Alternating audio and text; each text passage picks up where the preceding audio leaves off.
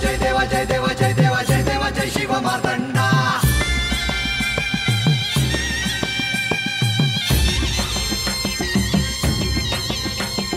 जय देवा जय देवा जय देवा जय देवा जय देवा जय शिव मार्तंडा.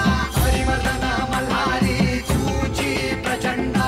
अगडदुम नगारा सोन्याची जेजुरी देव गेले जेजुरा निळा घोडा.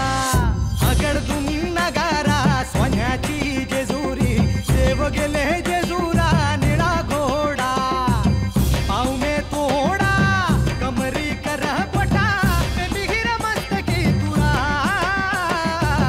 खोबऱ्याचा कुटका भंडाऱ्याचा भडका बोल अहंकारा सदानंदाचा येळकोट. सदानंदाचा येळकोट. जय देवा जय देवा जय देवा जय देवा जय देवा जय शिव मार्तंडा. जय देवा जय देवा जय देवा जय देवा जय देवा जय शिव मार्तंडा. हरिवर्धन मल्हारी तुझी प्रचंडा. जय देवा जय देवा जय देवा जय देवा जय देवा जय शिव मार्तंडा. हरिवर्धन मल्हारी तुझी प्रचंडा. सदानंदाचा सदानंदाचा जयकोट जयकोट जय मल्हार. जयकोट जयकोट जय मल्हार. जयकोट जयकोट जय मल्हार.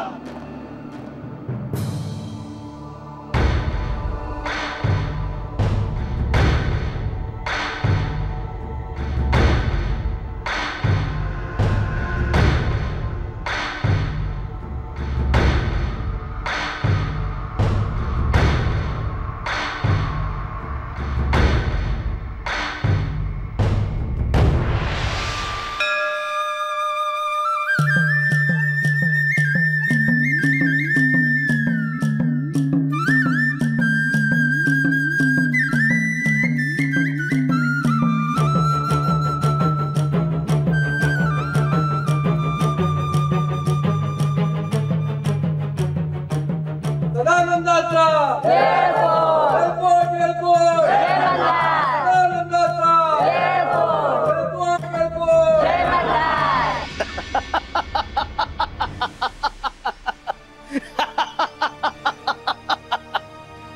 आज माझ्या बापाच्या आत्म्याला शांती मिळाली असेल.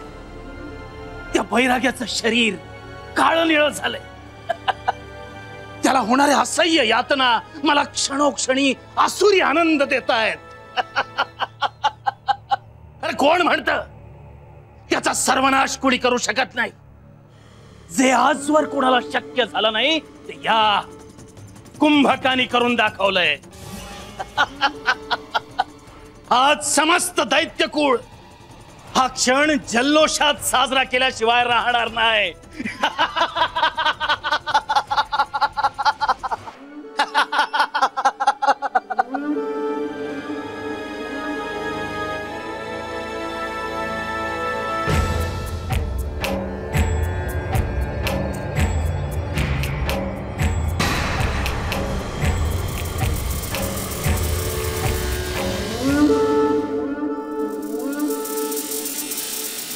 या दैत्यगुरु शुक्राचार्य या.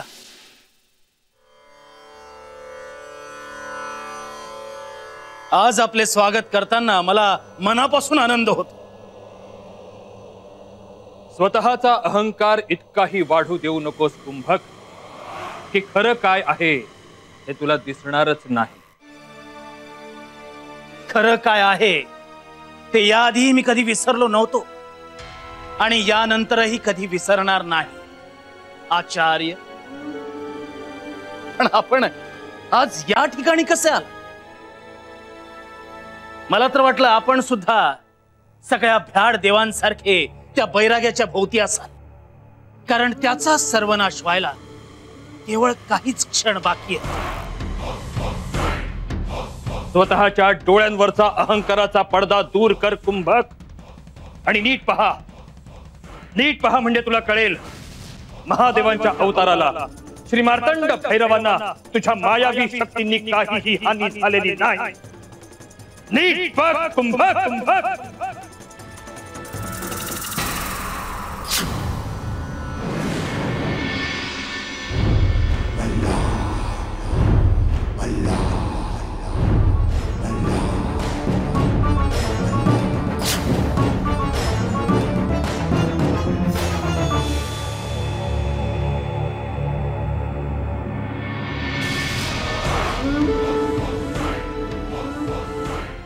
तू हे महापाप केलंयस. तुझा सर्वनाश अटळ आहे. तुझी यातून सुटका नाही. तुझा सर्वनाश, तुझा मृत्यू तुझ्या अधिकाधिक जवळ येत आहे कुंभक.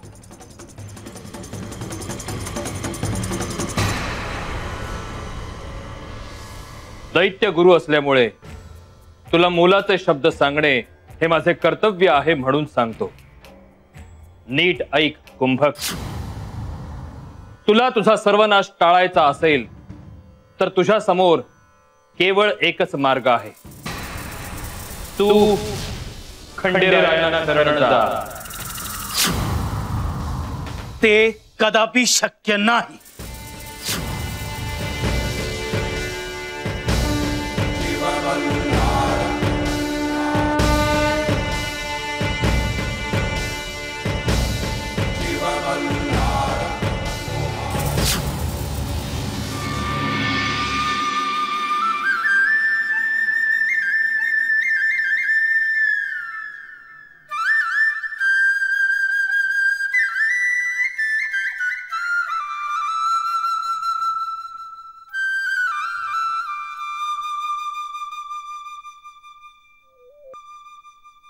हे बानू, अगं रात्रभर जागलीयस हा? लगेच कशाला काम करायला हो, जरा पडायचं. अरे नको, मोप काम पडलेत. काय ग, कसला विचार करतीस? नाही, कसलाच नाही. बानू, तू मला नाही सांगणार हं? ए म्या तुला आणि तू मला न सांगून कसं चालेल?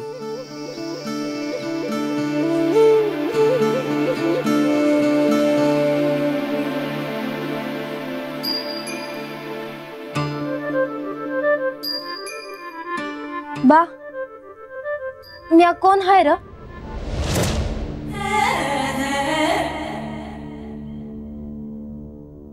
तुला कोण काय बोललं का ग?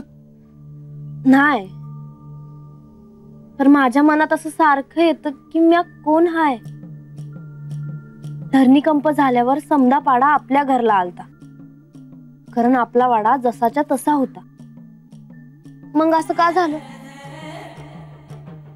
आणि जे हळदीचं शिवलिंग म्या माझ्या हातानं बनवलं त्यातून वाफा येत होत्या. आता अर्थ काय या समद्याचा? बरं, बेलाची पानं वाहिली तर त्यातून वाफा यायच्या थांबल्या. हे समज काय हाय? अगं किती किती विचार करतीस हा? अरे तसं नाही र, पण माझ्या या समध्या प्रश्नांची उत्तरं देणार कोण? आणि हे समजा माझ्याच भोवती का होत? या कोण हाय? हे बानू, तू असं काही विचारायला लागलीस ना की माझ्या पोटात असा गोळा येतो हा? तू माझी लेक काय आणि कोण? अरे तसं नाही र, पर तुला नाही कळणार. ह्या वक्ताला महाराज भेटलं ना की त्यांनाच विचारणार आहे. अगं पण हे समज नाही समजून घेतलं तर नाही का चालणार हा? हे बघ बानू, आपण आपलं काम करावं, देवधर्म करावा. हा, त्या डोसक्यामध्ये एकदा विचार सुरू झाला ना हे थांबत नाही बघ. हा, पर तू काय एवढा घाबरतोय? नाही नाही म्हणजे तुला काय बाय कळलं आणि तू मला सोडून गेलीस तर? चल, हाय का आता? मी तुला सोडून कशी जाईल र? मी माझ्या खंडेरायाला आणि बाला सोडून कधी बी कुठं बी जाणार नाही.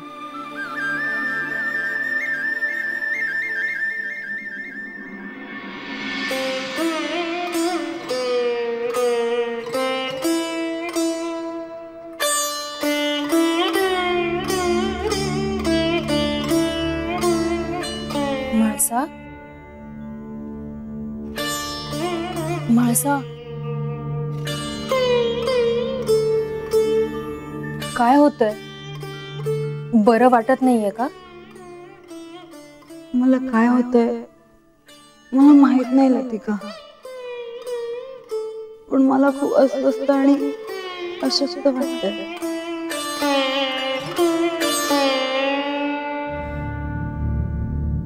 मी काही आणू का तुझ्यासाठी? थांब.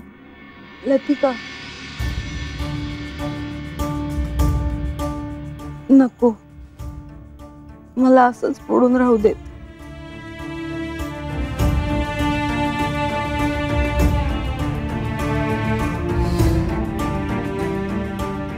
माझा सांग ना ग, मी काय करू? तुझी अवस्था नाही पाहवत आहे. काही नको, तू फक्त माझ्या शेजारी बसून राहा.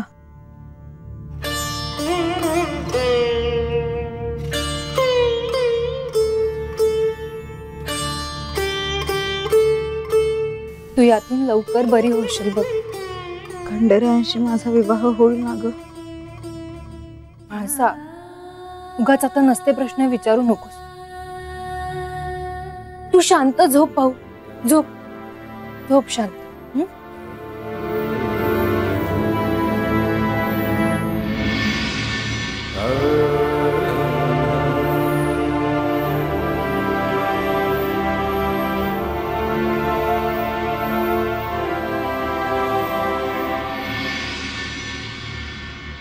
देवा, आपणास असं पाहायची सवय नाहीये. कसला विचार करत आहात?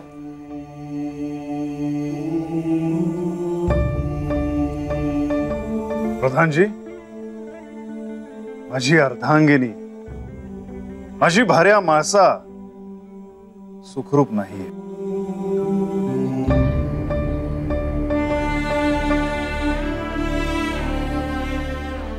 तिची चिंता वाटत आहे. आपणास म्हाळसा देवींची चिंता वाटणं स्वाभाविक आहे देवा. मला असं वाटतं देवा, आपण नेवासे येथे जाऊन म्हाळसा देवींची भेट घेऊन यावी.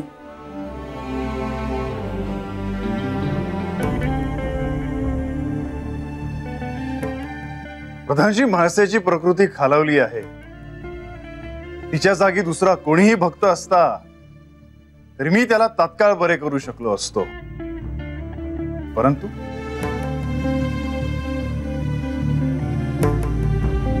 परंतु इथे व्यक्तिगत कारणांसाठी मी तिला नाही बरे करू शकतो. प्रधानजी, सृष्टीच्या नियमांपुढे मला नाही जाता येत.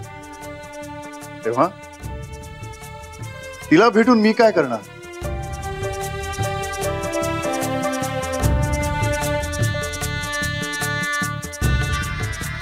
आपण काळजी करू नये देवा. म्हाळसा देवी ह्या माझ्या भगिनी आहेत. त्यांना तात्काळ बरं वाटावं अशी व्यवस्था मी करतो. विवाह तिथी जवळ येऊ लागलीये. अशा वेळी म्हाळसा देवींची प्रकृती उत्तम असणं अत्यावश्यक आहे. आपल्यापर्यंत म्हाळसा देवींच्या प्रकृतीची शुभवार्ता लवकरच पोहोचेल.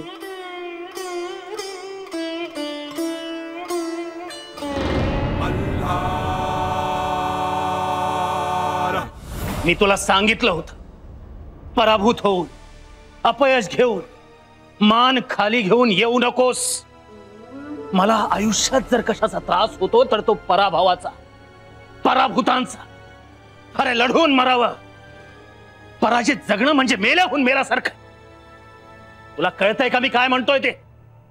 हलू नकोस, नाहीतर रक्ताच्या चिळकांड्या उडतील तुझ्या डोळ्यातून.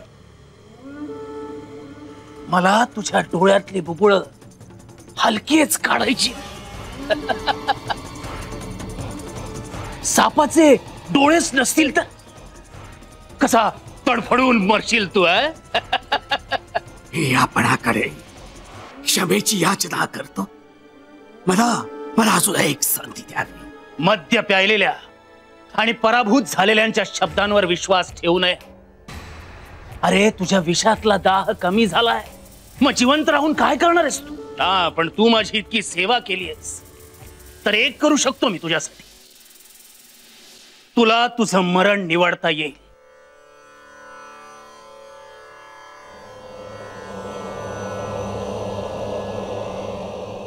कसलं मरण हवंय तुला?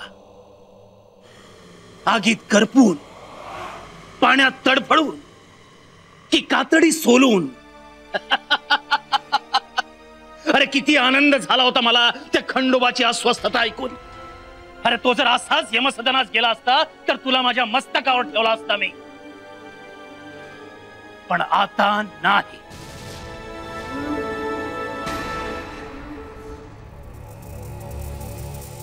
मला फक्त एक संधी द्या.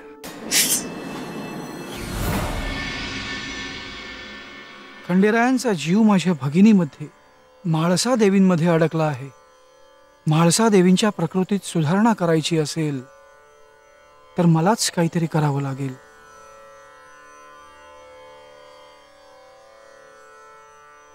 हे धन्वंतरी, समस्त सृष्टी व्याधिमुक्त होण्यासाठी आपल्याकडे आशेने पाहते. कोणताही आजार आपण तात्काळ बरा करू शकता. तेव्हा हे धन्वंतरी, ह्या प्रसंगी ह्या स्थळी आपण उपस्थित व्हावे.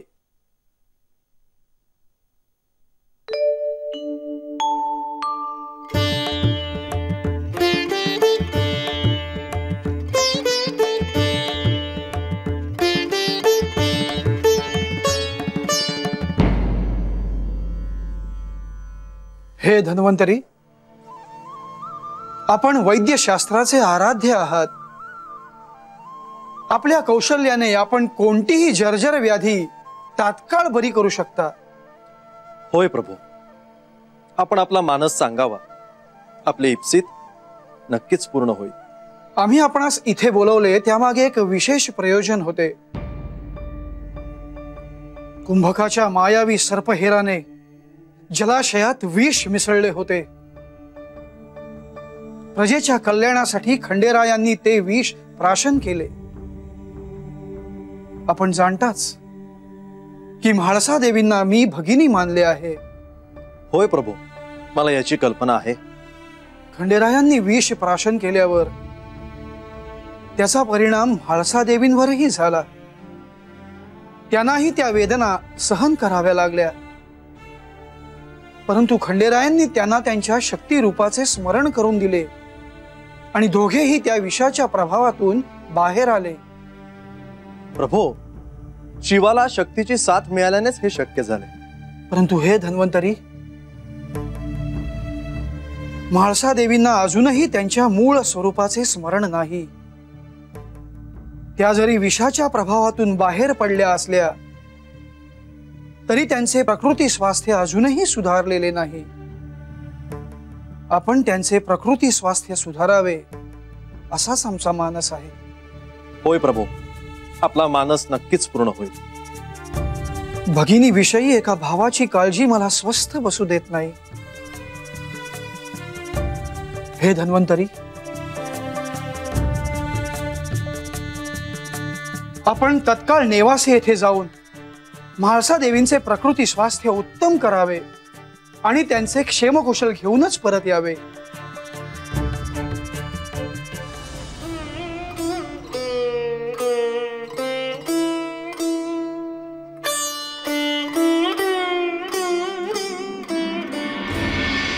अक्का, अक्का,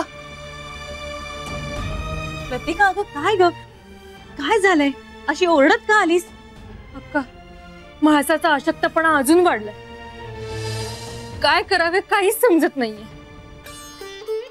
नेमकं हिच्या आयुष्यात काय घडतंय हिची काहीच कल्पना नाही.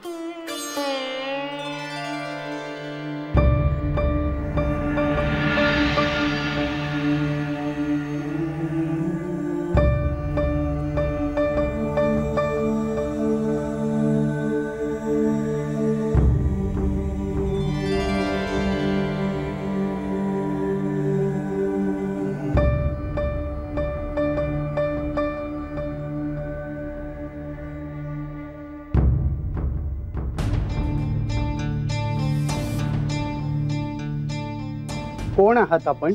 मी धन्वंतरी, जेजुरीहून आलो आहे. म्हाळसा देवींची तब्येत बरी नसल्याचे समजले. कुठे आहेत त्या? आत आहे, तिच्या कक्षात. पण आपण नक्की कोण आहात ते अजून कळलं नाही. वैद्यकशास्त्राचे आराध्य असं समजलं तरी चालेल. म्हाळसा देवींचे बंधू हेगडी प्रधान यांनी म्हाळसा देवींच्या प्रकृतीबद्दल सांगितले, म्हणून या ठिकाणी नेवासेला आलो आहे. आपण येथे आलात हे आमचे परम भाग्यच म्हणावे लागेल. आमच्या म्हाळसाची प्रकृती अजूनही स्थिर नाहीये.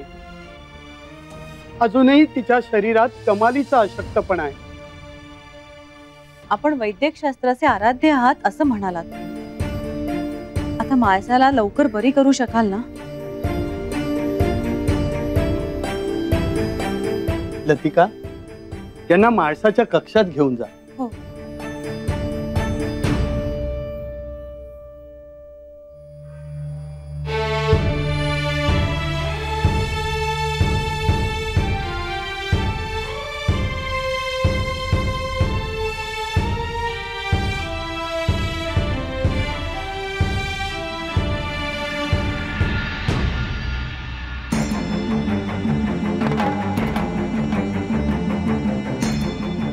म्हाळसा,